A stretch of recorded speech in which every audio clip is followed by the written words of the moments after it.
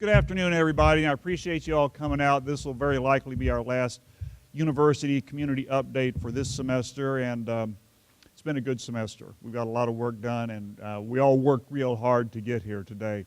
Those of you who are sitting close enough to the front to see the change in appearance, I hope you all didn't just eat lunch, because I know how unsettling a wound like this can be.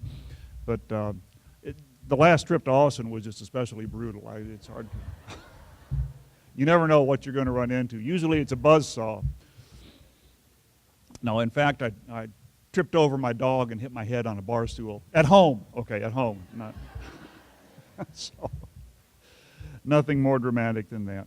Kudos to the Commerce Hospital, though, because the waiting time there is 0 minutes. I mean, they were looking for business on Thursday night. Well, once again, appreciate you all coming out, and it's all good news. We have a special guest speaker, mystery speaker, whom I'll introduce after I run through a quick few news tips, news items, and then we'll turn it over to Dr. Peer. I don't have a slide on our first item, but I do want to give you a quick update on our provost search. We have, as you know, the 4 finalists have all visited campus and consulting with Dr. Harp, and who's representing the search committee. We have narrowed that field to 2, and we are making site visits to their campuses. We fully expect, or I anticipate anyway, making an announcement early to mid next week. So I think this was kudos to the search committee. You all did a great job, produced a very robust pool. To me, the mark of a successful search is one that culminates in a very difficult decision, and that's what this one is coming down to. But I think whichever way you go, I think you all are going to be very pleased with the results. We are, as you know, in the near final stages of our master planning, campus master planning process, and I'm going to show you 3 quick slides here from the master plan. These are outside of our office, President's office, and you're free to drop by. And again, once again, the plan is on the website. You're free to peruse, and it's still open and available for comment. And but it is a visionary plan, I have to say, and this kind of shows it at its terminus in 2032. And what we're looking at is we would be standing more or less in front of the Student Center looking from west to east. This building here is envisioned as the new library, currently where the journalism building stands. So the central feature of the new plan will be this grand mall, kind of a grand central commons that will be the heart of campus. This is a classroom building, which is currently, it'll go right across from the Heritage House, which currently is where the parking lot is. Since it appears very likely, or let's just say quite possible, that we'll get the funding for the library first, we're not in a position to take the journalism building down right now in order to make room for the library. So very likely, the first revision to the plan will be to swap these 2 buildings, and the library will go over here, and the classroom building over here. So you plan growth, and then you manage growth as it comes at you. So that's sort of the concept here. This is a view looking from the other direction, from east to west, and you see our signature buildings are still here, Ferguson and Hall of Languages. I met with the Department of Lit and Lang last week, and their first thing they said is, don't take our building away from us. Well, we're not, okay? I know that it's in need of some improvements, but it's such an iconic old structure that, and beautiful. Ferguson the same way. Again, this would be what will now be the classroom building and the library.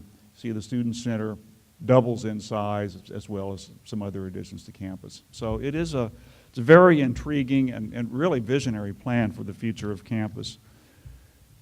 One last view looking from the northwest. Memorial Stadium stays where it is. It will not stay as is. There will be some improvements made to this. The visitor stands, which are now the aluminum bleachers, would be replaced with permanent seating. And then I know we've been talking about a special events center for years, and that would be this right here. The old Whitley Gym, the field house would finally come down and be replaced with a new event center possibly to incorporate an alumni center and visitor center and so forth. So athletics, football anyway, and basketball would still be located, anchored on that end of campus. For reference, you see here the music building, existing music building. So again, if you haven't played around with the website, do go to it. I think you'll be very pleased with the results. If you have any ideas, please go ahead and submit them now. But the firm that we worked with was very responsive. They really took their job very seriously. They listened. They looked at enrollment trends. They did a lot of focus groups, and it was a very consultative and engaging process. So we were very pleased with the product. We had student regent Quentin Womack on campus a couple of weeks ago. Here he is posing with our student leadership. Quentin is the guy in the middle wearing the red tie. He looks like he's 12, but he's actually not. He's a very bright young man. He's from A&M Kingsville, and he has made it a point to visit all of the campuses in the A&M system, which, you know, when you're taking a full load and have a leadership position like this, can be a bit wearing, but he really is a charming young man on the way up. And if I had a few more years in my working life, I probably would be reporting to him at some point, but we're always pleased to have a visitor like him on campus. We talked last time about the opening of our Rockwall Center. This is the actual ribbon-cutting ceremony with Ralph Hall present. He's the one wielding the big scissors. By the way, these are not phony scissors. They actually cut. They warned me about that when they handed them to me, I guess knowing who they were dealing with. But again, I know I mentioned this last time, but please, if you have a chance and have not seen the Rockwall Center, go by and take a look. It is an impressive facility. These classrooms are absolutely state-of-the-art, and we are in the business now of looking for some additional partners. We had a meeting this morning with the superintendent of Rockwall ISD.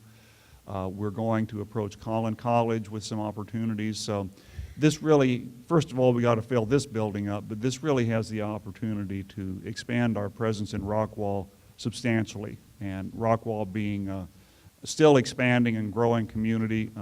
Again, I think that's a tremendous direction for us to be growing. Many of you were at the dedication of the Keith D. McFarland Science Building, and Keith McFarland, who has dedicated his career to this institution, was certainly, no man is more deserving, or woman for that matter, of this award than he, and it was well attended. It was a great turnout. See, we had our elected officials there, Representative Flynn and Senator Bob Dewell, both of whom had wonderful things to say about Keith. So we're very grateful to his service, and anytime you enter the science building now, we'll get a little reminder of all the things that he's done for this institution. A great shout out to all the winners of our Faculty Senate Awards. I'm the one on the right who is not holding an award. I was the only one there who was not honored for something. But you know, like Woody Allen says, 90% of life is showing up, and in this case, you show up and you get fed. But again, some extraordinary faculty represented here. A nice mix of junior up-and-coming faculty and senior faculty who have impressive records of experience and research service and scholarship. So it was a very nice event. And again, my congratulations to all of the Faculty Senate awardees. Last Friday, we had our Alumni Awards Gala. This was the event where these used to be separate events. We've combined them into one. The Gold Blazer recipients, which are given in honor of service to the Alumni Association and the university, and the Distinguished Alumni recipients. And these are given in honor of outstanding achievement in the world, in business, in education, in humanitarian areas, whatever the area of focus is for the individual. And our four awardees this year are Mike Conaway, Carl Ritchie, Bob Walker, and Cliff Wood. Mike Conaway, as he pointed out in his acceptance speech, is only one of two graduates of this institution to have been elected to Congress, the other, of course, being Sam Rayburn. He is also the only member of those two. He is now the second member of those two to be recognized as the distinguished alumnus, giving him something else in common with Mr. Sam. Carl Ritchie is a very successful political consultant in Austin. Bob Walker is the president and CEO of Scottish Rite Hospital, which has been a tremendous partner with us in developing our nursing program.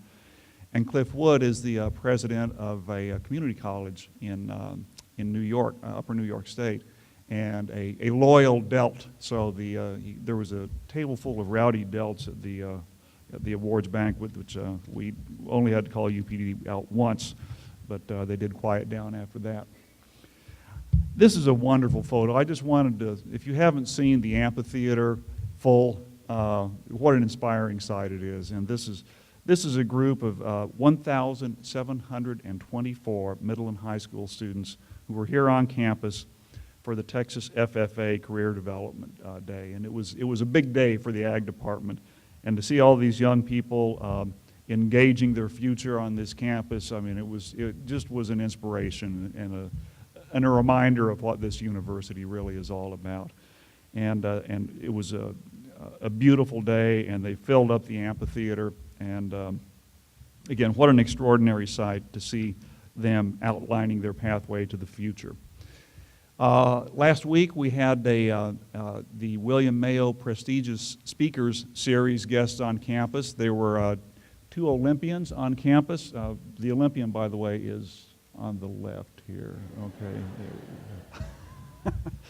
Misty May Trainer, in addition to showing up and speaking on campus, she fulfilled one of my longtime fantasies by letting me take her picture with me.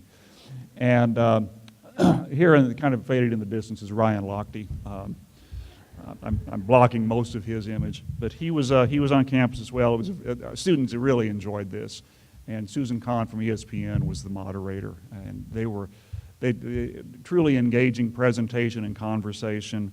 And then this was taken at the reception following that. My daughter Aislinn, our 15-year-old, they were both making themselves available for photographs, and she went through, I believe, about 10 or 11 times to get her picture taken with Ryan Lochte, just to make sure one came out well. Those of you who are Facebook friends of hers, you have already seen all these.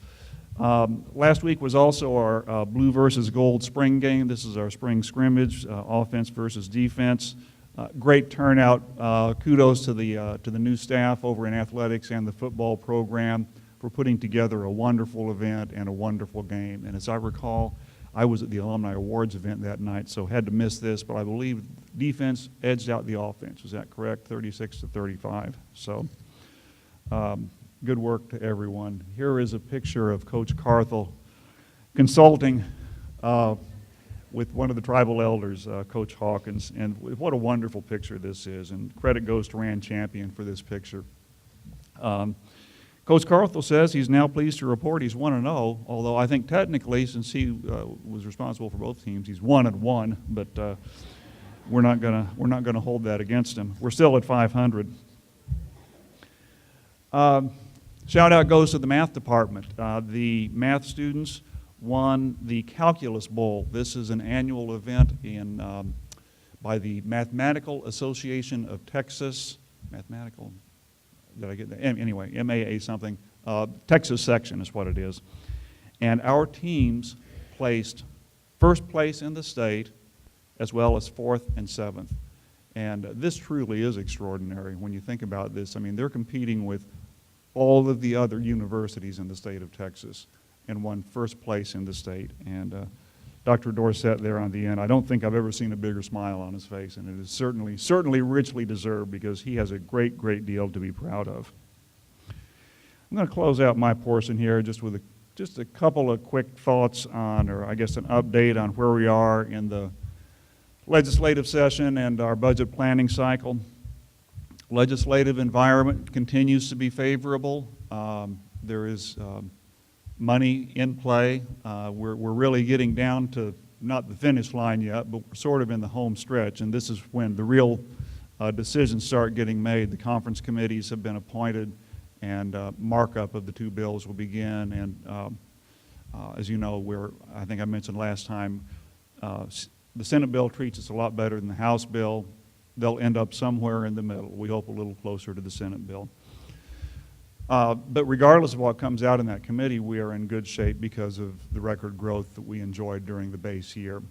The way this works is it's all formula driven. When you grow, you increase your market share, which we did. We made a very meaningful gain in our market share, and you get increased funding. So, of course, they're looking at different ways of dividing the pie, but this is still in effect, and you all are the ones who are both making that growth happen and managing that growth once it occurs. And we are doing all we can to make sure that you have the resources that you need to ensure that all of the students who come here receive a high-quality educational experience. So it's a struggle, but it's certainly it's a good struggle to be engaged in, because this positions us very well when decisions are being made.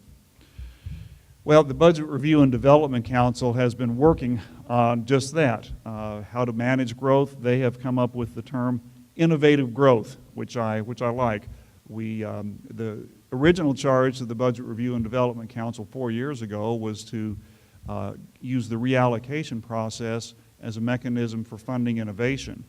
The growth has been sufficiently robust that we've had to focus mostly on growth, so that we are trying to catch up in terms of faculty resources, primarily faculty, but also technology and so forth with the growth. But I think the idea is not to grow in all directions as fast as we can. We need to grow in an innovative manner. And this has been the focus of the Budget Review and Development Council's conversations this spring.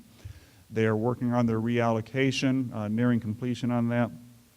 They are working on identifying the priorities, and the funding from the reallocation will be used to fund those priorities that those members of that committee have come up with. And I'm very proud of the work they've done, and I gave you a little fuller insight into this last time, so I won't recap that today. But again, as always, the bottom line is making sure that the available resources are aligned with the needs and goals of the institution. That's job one with the leadership team. The goals come from the people who are doing the core mission of the university. You always hate to make promises at this time of the semester or the budget planning cycle, but I have permission from Mr. Brown to make a couple of quick announcements, and that is based on our projected enrollment growth, the base period funding, the increased appropriations we anticipate receiving. We are safe in promising that we will be able to add a minimum of 10 new faculty lines next year. These will be in addition to any lines that are funded through the reallocation process. Okay, so this is net gain. We hope that number is going to go up as the budget is finalized for the state of Texas. But at this point, there will be 10 faculty lines, and we will be test driving the metric that the Budget Review and Development Council is putting the finishing touches on to distribute those lines. Again, making sure that the lines go where the growth is the most robust, where the need is the greatest, where the student-faculty ratios are most out of whack, and so forth. But that's certainly good news. And we are comfortable at this point in saying that we will have a merit pool, a minimum of 2%. Of course, we hope that it is greater than that, but at this point, all the numbers point to being able to fund a minimum 2% merit pool, and this will be the 10th consecutive year of merit pool increases for our university. The responsibility and the credit for that goes to everyone in this room, because you are the one who made the growth happen, made the resources available. So it's a remarkable achievement. So congratulations to all of you, and thank you for the hard work that you are doing and continue to do to make our university a destination university. With that, I'd like to transition to our keynote speaker for today. This was taken of him, this photo was taken of Gary Pierre as a young man, okay, when he still had hair. And, his alter ego, Mark Twain, once remarked, "Age is an issue of mind over matter. If you do not mind, it does not matter."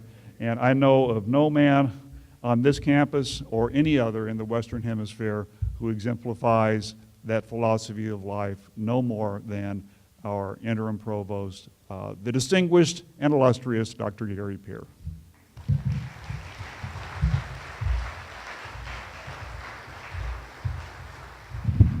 I believe in a remarkable moment of transparency. Our president told us earlier today that he got drunk at a bar in his house and bit his dog, hit his dog, or tripped over his dog. But we're certainly glad, Mr. President, that you recovered from that and that you're in good form again and with us. And thank you for that rather glowing introduction. To be even associated with Mr. Clemens is a bit of a stretch, of course, a bit of a reach. The guy was just a true giant, sometimes called the most prolific writer in the history of American literature, but I certainly don't deserve that. I was thinking of the corpse lying in the grave, getting restless and telling the spirit, "Go up on top and see what's going on." I'm not resting as comfortably as the preacher said I would in the obituary, so get up there and see if you can figure out what's... So the spirit went out of the grave, up to the top, and looked around. Came back down a few minutes later and said, "Well, I've looked around if there's not much going on." He said, "However, I did read a rather glowing epitaph on the tombstone up there, and near as I can tell, either someone's a hell of a liar or we're in the wrong hole." And so consequently, I don't know how that fits with that introduction to Twain, but let me reach in my pocket here, and this will bring some comfort to you, because I was giving a speech one evening in St. Louis about, 7 or 8 years ago, and I came out of the Sheraton Hotel where the group had gathered for their conference, and some that had been in the audience where I was speaking were gathered out front there chatting a bit about whatever. And one said, "There goes our speaker now." And as I heard him say that, he came over and said, "Dr. Peer, come here, I'd like you to meet." So he took me over to this group and introduced me to some people from St. Louis who were there to pick he and some other people up and transport them somewhere later that evening.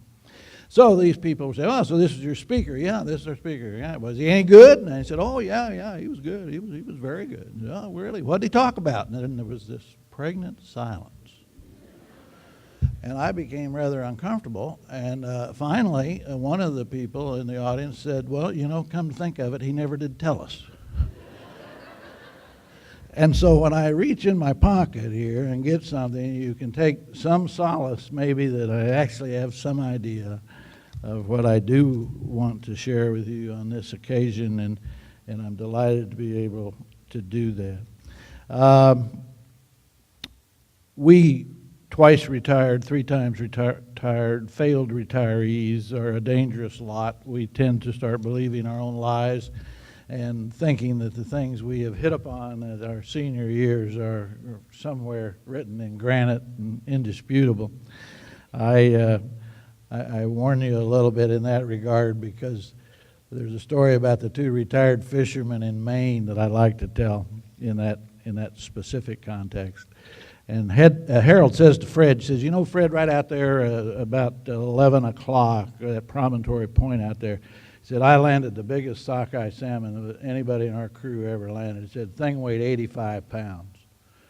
And Harold said, 85 pound sockeye salmon? "Yeah, 85 pounds. It was a world setter, record setter." My gosh. So he sat there for a minute. Finally he said, "Well, Fred, let me tell you something. That's not too far from where the crew I was with pulled something up with the surface. We hardly ever thought we were going to get it to the surface. And when we finally got it to the surface, we saw that it was clearly a part of an old shipwreck, some wreckage from that old shipwreck. And so we pulled it on up onto the deck, and inside that stuff was an old ship's lantern, and the lantern was still lit." And Fred said, "What?" He says, "Yeah." He said, "The lantern was still lit." Well, this was just too much for both gentlemen. So they sat there just in total stupefied silence for about 10 minutes. And finally, Harold says to Fred, he says, Fred, I'll tell you what. If you'll knock about 35 pounds off that sockeye, I'll blow the light out on that lantern. So as I get ready to talk to you a little bit about some things as I prepare to take leave of you wonderful people that I hope are relevant, I believe they are. I've selected them in that regard. I hope you might not hesitate to say, well, Gary, I don't know, maybe you ought to knock 35 pounds off that sockeye or blow the light out on that lantern. The provost search, I'm glad to hear, is going well, and I agree completely. You're going to be in for an upgrade. You're over your current office holder. I am very, very confident that we have some people in that search that are going to do a remarkable job when they're here, whomever the final selection is. And I really appreciate the opportunity I had to meet with each of them and visit with them and get to know them a little bit better. And I feel very confident that you're going to be extremely well served by the next person who serves in that office. What I wanted to talk with you a little bit about today is my perception of you in relation to an ongoing, and I'd say growing, but it's certainly ongoing, national dialogue that sometimes is called the college completion imperative. I was greatly aided in this regard by a wonderful editorial point of view piece in the most recent Chronicle of Higher Education written by Bill Kerwin, the Chancellor of the University of Maryland System. And I'm going to quote rather liberally from Bill's excellent set of remarks. But I think you'll find that this idea of the college completion imperative is an idea that is now consuming the industry of higher education, forcing us to look at the way in which we do business and the way in which we might want to start thinking about doing business differently, doing the business of educating, the delivery of instruction, than the, if you will, the meeting our mandate to provide people with a quality baccalaureate experience. What is the college completion imperative? Kerwin, I think, explains it well in the opening lines of his piece, and I'll read directly from it because I think he says it about as well as I've heard it said. He says, America's level of post-secondary education attainment, once the highest in the world, is not keeping pace with our global competitors and is not sufficient to meet the workforce demands of the coming decades. The nation's future well-being hinges on our ability to respond to what has rightly been called the college completion imperative. This imperative can claim many champions. Government agencies, higher education associations, and nonprofit foundations have all brought a genuine sense of national urgency to the issue of college completion.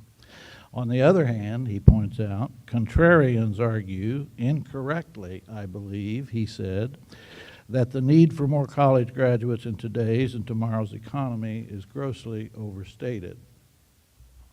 These contrarians are necessarily mute, Kerwin says, on the irrefutable data documenting the economic value of a degree for the degree recipient. Now, anytime we bring economics into discussion, we need to pause. Remember what Harry Truman said as President of the United States. He said he used to bring these high-powered economists to Washington and tell him what to do about the economy. He said they'd always begin their exit interview by saying, well, Mr. President, you can take these steps and it'll probably have these effects. But on the other hand, it could have the opposite effects. So Truman said, I spent nearly all of my time as President of the United States looking for a one-armed economist. Now, Dale Funderburk, that's not directed at you specifically, but it's close. But listen to Kerwin go on and talk about this issue because there are 3 or 4 data points in here that I think you'll find quite interesting.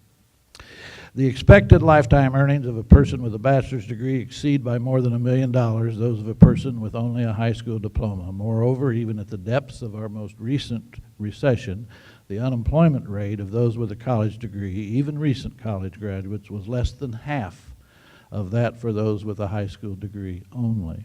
This enormous economic benefit of a college degree raises a deeply troubling issue, Kerwin says. A child born into a family in the highest quartile of income has a roughly 85% chance of earning a college degree. A child born into a family in the lowest quartile of income has a less than 8% chance of earning a degree. How does such a child, Kerwin asks, share fully in the American dream in today's world without a college degree? Since an individual's level of opportunity for economic success and well-being today largely depends upon higher education, we bear a responsibility that no generation of university leaders before us has ever faced. We have become the gatekeepers for the upward mobility that is essential to the achievement of that dream. Well, we've heard that argument in different ways by different people, but that expresses it about as well and succinctly as I've seen. And so I share it with you as a pretty good operational definition of why it seems to be that we're hearing so much about the importance of helping more people complete the college degree. Well, what ought we be doing about it? What ought we be doing about it, and how do we at A&M Commerce stack up in that regard? And here are a few thoughts in regard to both questions. Kerwin and others say that what we ought to be doing about this issue are several things. Like any complex problem, the solutions are multivariable, not singular. He says we, first of all, should begin shifting our emphasis on merit in financial aid to need. Interesting idea and controversial, saying that we spend now too much of our financial aid money on merit without considering more fully, completely, and adequately the need of the recipient, the actual need, suggesting that there's nothing wrong with merit, but that the need for financial aid among that other group of our citizens is simply too great to ignore. He says we should build stronger campus cultures of completion. Listen to those words. Build stronger campus cultures of completion. And here's an interesting thought about that he reminds us of, and I share it with you here. He says most higher education institutions spend considerable resources on research and marketing aimed at attracting students. But in too many cases, we do not demonstrate the same commitment to understanding why many students leave those institutions without receiving a degree.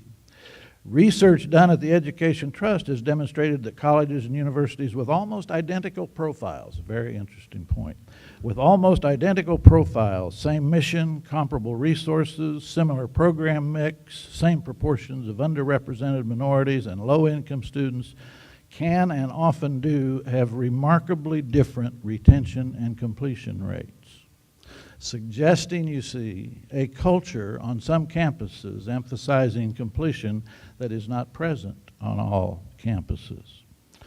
So he then goes on to say that we should vigorously pursue, as a faculty, as an academic community, we should vigorously pursue new teaching and learning paradigms that offer lower cost means of delivering high quality higher education.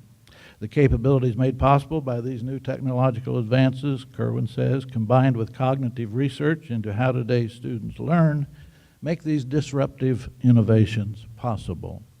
While still at an early stage, strategies that create hybrid classrooms, computer-enhanced learning modules with online tutorials, and massive open online courses, or MOOCs as we've come to understand them, offer incredible potential, Kerwin says. He says, however, yes, indeed, we must proceed carefully, making sure to maintain the quality of learning produced by these innovations. But we cannot continue to ignore, he says, the potential that these technology-driven interruptions and disruptions of our typical ways of thinking about teaching and learning have to offer us in this important endeavor.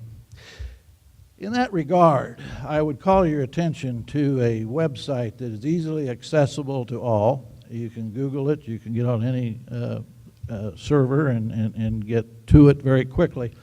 It's the National Center for Academic Transformation, NCAT. If you have not yet, and you are a person engaged in teaching and care quite a bit about what's going on in this arena, if you haven't had a chance to learn more about what NCAT is doing about these kinds of ideas that Kerwin just expressed, I would urge you to take a little time to get acquainted with them, because it is that group of people, started by Dr. Carol Twigg 15, 20 years ago perhaps almost, started slowly but has been gaining momentum now and is now truly a national movement that is sometimes called the course redesign movement. And the course redesign movement says essentially 2 or 3 basic things that does cause those of us of senior years to rethink some of our biases. It says we lecture too much, ineffectively, and inefficiently. We could lecture less and arrange for students to work online and with one another in more productive ways that, and here's the clincher, that increase student learning. Moreover, their data are saying, and this is why it's starting to get so much attention, moreover, we can do so while lowering instructional costs, because we can provide those fewer lectures. Typically, the typical model is 1 a week to larger groups of students. And we can thereby serve larger groups of students in a lecture format if we don't lecture 3 days a week. So third and finally, they say this also creates another hidden benefit, this course redesign model, and that is it opens up more classrooms for more use and reduces the pressure on classroom space. So NCAT, and the National Center for Academic Transformation, is an excellent resource to look at for some of the more exciting changes that are going on in the delivery of instruction these days in an effort to provide more students an opportunity to learn, but relentless about insisting that they have to demonstrate that their approach is increasing student learning. How does they demonstrate that? Usually by looking at a reduction for, hoping they get a reduction in drops, D's, and F's. So in gatekeeping courses where we have high fatality rate, that's a little bit of an overstatement, we have a high failure rate, those numbers they try to insist in their model must be going in a better direction in order to demonstrate the students are learning more as a result of the course redesign. Well, how do we at A&M Commerce stack up in comparison to some of these ideas and some of these thoughts about what we ought to be doing about the college completion imperative? Let's talk about just a few. What about our Division of Student Access and Success that was begun just a few years ago, I believe shortly after President Jones arrived? That division seems to be centrally involved in part of the explanation for this campus's continued impressive growth. But most important to me, it seems to be doing that without decreasing your rates of retention or graduation, which suggests to me that what we're doing in those first years on campus with the residential student in terms of advising and mentoring and student support services is helping create a culture of completion. That more, yes, we're recruiting more students, but more of them are succeeding. So hats off to that effort and to those who are engaged in it. There's still much work to be done between that division and the academic division in defining our relationships to one another. And Dr. Hendricks and I have talked about that on a couple of occasions, and I'm sure those conversations will continue with the new provost. But is the new division making a difference? I think the data are rather clear that it seems to be. What about the off-campus program delivery efforts of this institution? When you look carefully at the number of sites where we're offering A&M Commerce programs, it's almost daunting. It's very, very impressive. There is a an amazing similarity between Commerce, Texas, Stephenville, Texas, Emporia, Kansas, Pittsburgh, Kansas, Mankato, Minnesota, Mount Pleasant, Michigan. All regional state colleges and universities located in relatively sparsely populated areas who are offering programs where? In Kansas City, in Minneapolis, in Lansing and Detroit, in obviously Dallas, Fort Worth. Because there is a population of people in those areas, sometimes abbreviated as place-bound working adults, who are not going to drive to Commerce to work on a degree, whether it's a master's degree or a bachelor's degree. They're not going to drive to Stephenville. They're not going to drive to Emporia. They're not going to drive to Pittsburgh. They are persons who have learned that they can access an educational objective from their very homes, if by no other means, online. Interestingly enough, they still, for the most part, according to the literature, prefer face-to-face instruction if it's not too far away from their residence. So consequently, when you look at the enrollment figures for those kinds of institutions, Pittsburgh State, Emporia State, Northeastern Oklahoma State up at Tulsa, 3,000 students in Tulsa. Tahlequah, Oklahoma, 60 miles east of Tulsa. Tarleton in Stephenville. Commerce in Dallas, McKinney, Collin County, Mesquite, Rockwall.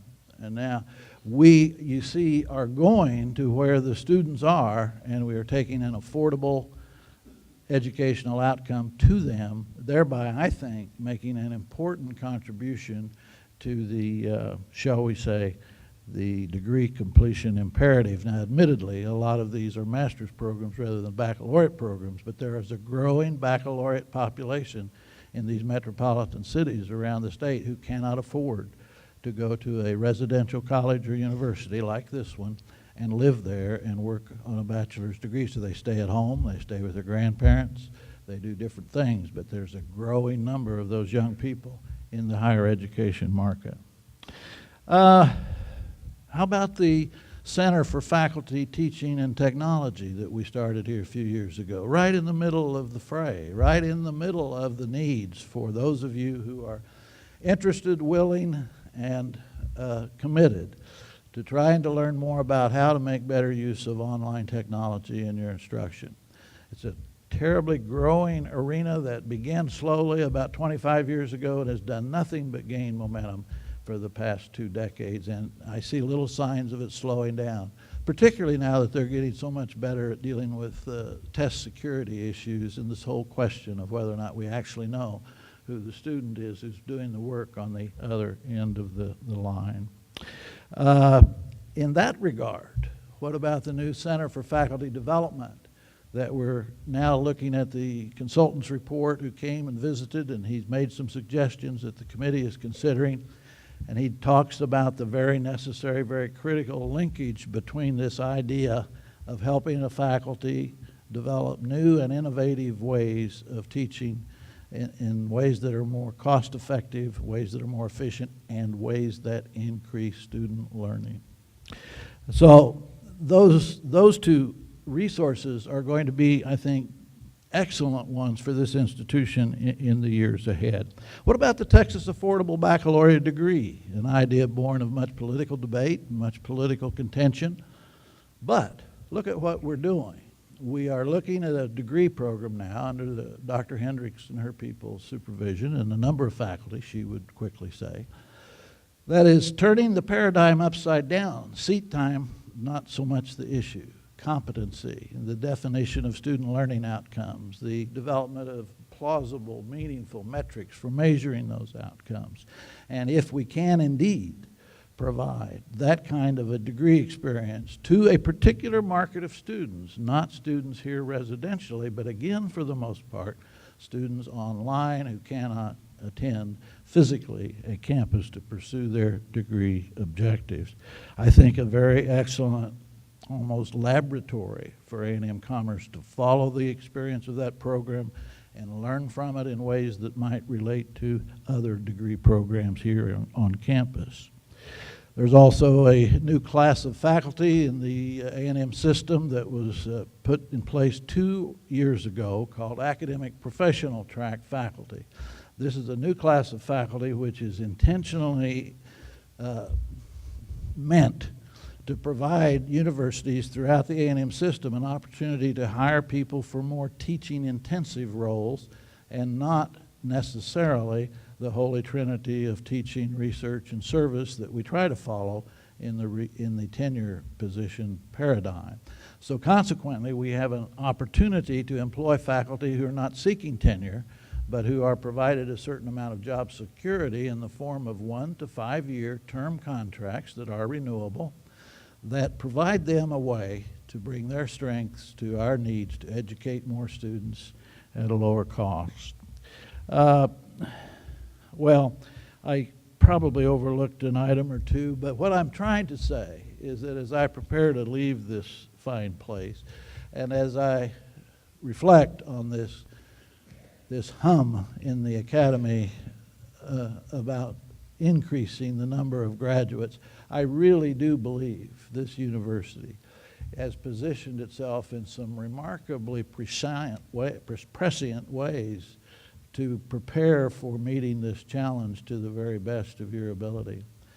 A reporter from the New York Times once asked Twain what he thought we should do about the German submarine threat. That was a new technology the Germans were experimenting with back at the turn of the century. And he said, well, tell me more about it. And so the reporter said, well, they've got these ships they're building, and they go under the surface of the ocean, and they're mostly made of steel, and they come up onto the surface of the ocean and just blow the other country's ships clear out of the water. What do you think we ought to do about that? And Twain thought a moment and said, well, that's easy. Just boil the ocean. And the reporter said, well, Mr. Twain, I don't have any idea how we would do that. He says, how would you suggest we do that, boil the ocean? And so Twain said to him what I'm going to say to you. He said, I'm not sure. You gave me a problem. I gave you a solution. Your job is to implement it. I think we all have that same job, educating more of our population in ways that increase student learning. If you're getting tired of hearing me say that, I hope you are, because we should all say it. We should not be making changes in the educational process that do not increase student learning.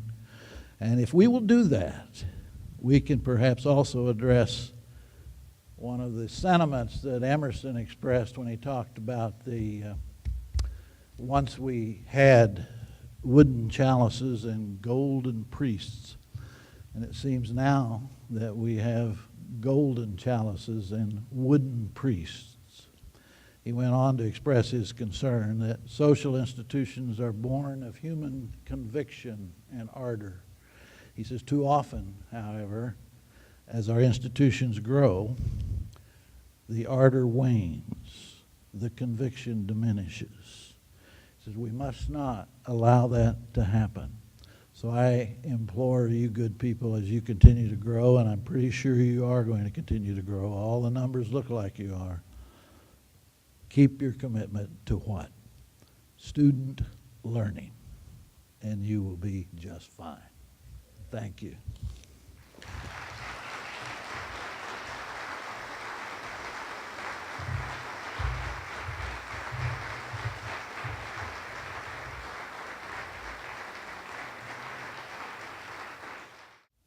It's hard to top a conclusion like that, so I'm not even going to try.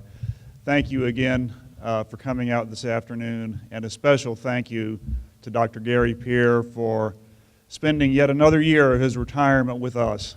We wish you well, and keep in touch. Thanks again.